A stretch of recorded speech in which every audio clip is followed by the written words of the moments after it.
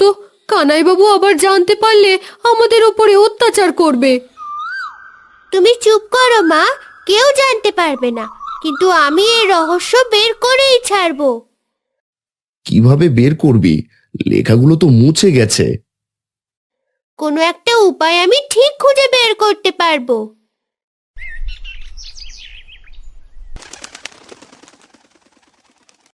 নবীন গ্রামের লোকদের সাথে আড্ডা দিচ্ছিল। নদীর পাড়েই ছিল পূজা। সে লুকিয়ে শুনছে। আর বলিস না, কাজ সামলাতে সামলাতে আমি একেবারে শেষ। কানাইবাবুর আলমারিতে 3টে দলিল আছে, একটা তো গোপাল চক্রবর্তী লেখা।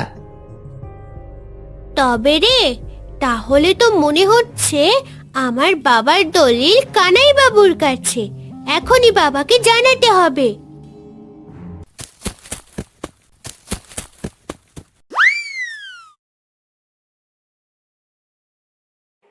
পূজা উঠোনে এসে হাঁপাতে শুরু করে।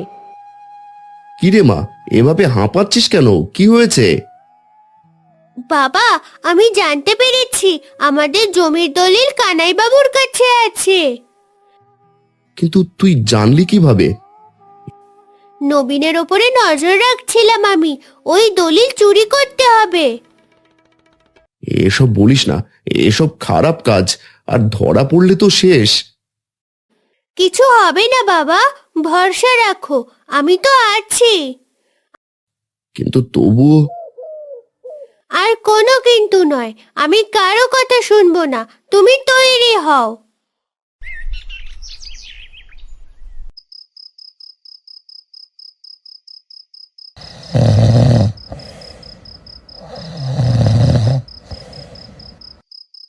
এই যদি হয় পাহারাদারের অবস্থা, মনে হচ্ছে মাইকে ঘোষণা দিচ্ছে। আর দেরি করিস না পূজা। হ্যাঁ বাবা, আমি এখনই যাচ্ছি।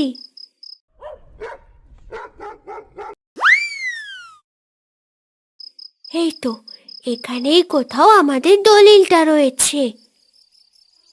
পূজা খোঁজার চেষ্টা করলে কারো হাঁটার শব্দ পায়। মনে হচ্ছে কেউ চলে এসেছে, লুকাতে হবে। পূজা পর্দার আড়ালে লুকিয়ে পড়ে। কানাইবাবু প্রবেশ করে আলমারি থেকে গোপালের দলিলটা বের করে। এই তো গোপালের দলিল। এবার হবে আসল খেলা। কানাইবাবু আলমারির ভেতরে দলিল রেখে ঘুমিয়ে পড়ে। পূজা চুপি চুপি আলমারি থেকে দলিল বের করে ফেলে এবং ঘর থেকে বেরিয়ে যায়। কিরে মা, পারলি আনতে? তোমার মেয়ে এমন কোনো কাজ নেই যা পারে না। উদ্দেশ্য সফল, চলো।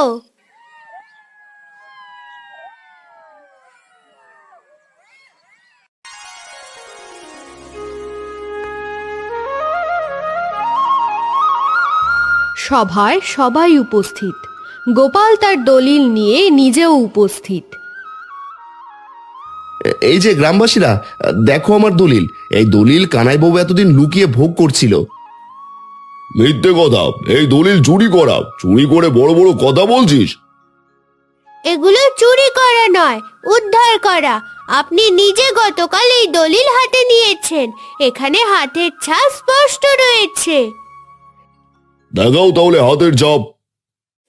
তাহলে তো পুলিশে খবর দিতে হবে। দেব নাকি? পুলিশ? না না, কোনো পুলিশে খবর দিতে হবে না। আমার কোনো দোষ নেই, সব কানাইবাবু করেছে। চুপ করা আম্মুক, সব তোর দোষ। এবার আমার দোষ হয়ে গেল। আপনি নিজেই তো। এই তো দেখছি দুই চোরের ঝগড়া। এবার তোমরাই ঠিক করো, এদের কি শাস্তি হওয়া প্রয়োজন। কঠিন শাস্তি দাও ওদেরকে। এদের দুজনকে গ্রাম ছাড়া করো। এমনিতে ওরা গ্রামের মানুষদের উপর অত্যাচার করে। বেশ, সবাই যখন এই সিদ্ধান্ত নিয়েছো তাহলে তাই হবে। অবশেষে গ্রামবাসীরা মিলে কানাইবাবু ও মাধবকে তাদের লোভ এবং অন্যায়ের কারণে শাস্তি দেয়।